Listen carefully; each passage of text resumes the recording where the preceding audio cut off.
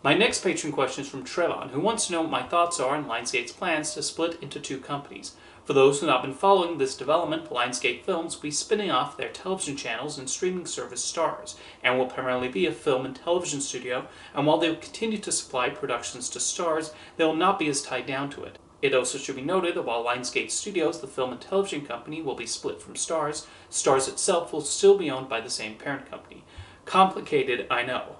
Lionsgate CEO John Thalheimer has explained his reasoning for this, although when you read his description, it sounds a lot like business, business, business, business, business, business. From what I gather, Lionsgate Studios does not want to be in the streaming business like so many other Hollywood studios like Disney and Paramount have jumped into.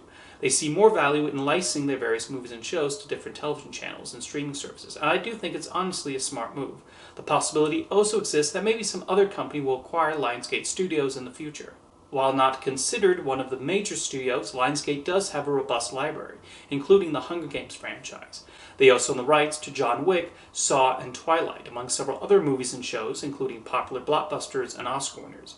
Lionsgate Studios seems intent on running operations similar to Sony Pictures. Sony has taken advantage of not owning a streaming service aside from the anime-focused Crunchyroll by licensing their productions to others like Netflix and Disney Plus, and making a decent amount of money without having to worry about attracting subscribers of their own. Lionsgate has already done this with their own library as demand continues to be high for their young adult franchises and horror movies in particular. So yes, I do think this is a smart move from Lionsgate, and one I assume its investors and shareholders will be happy with. Or at least John Thalheimer thinks it'll make them happy. As for Starz, I assume that will continue to run as normal, even after being spun off, while continuing to deal with the usual issues cable networks are running into now with cord cutting and such.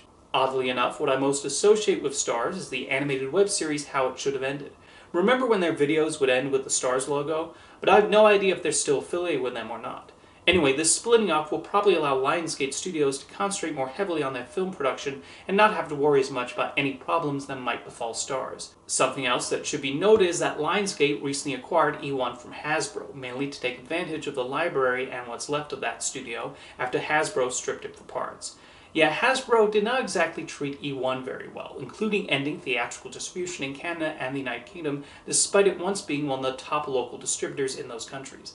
It's telling that when Lionsgate officially announced they had closed the acquisition last month, that the main things they highlighted were a few television series and the rights to make a Monopoly movie. Ironically, eOne used to release Lionsgate movies in Canada, and something I've been wondering is if Lionsgate has any plans to revive their theatrical distribution operations in Canada. Lionsgate currently has a deal with Cineplex Pictures to release their films in Canada. Yes, the movie theater chain.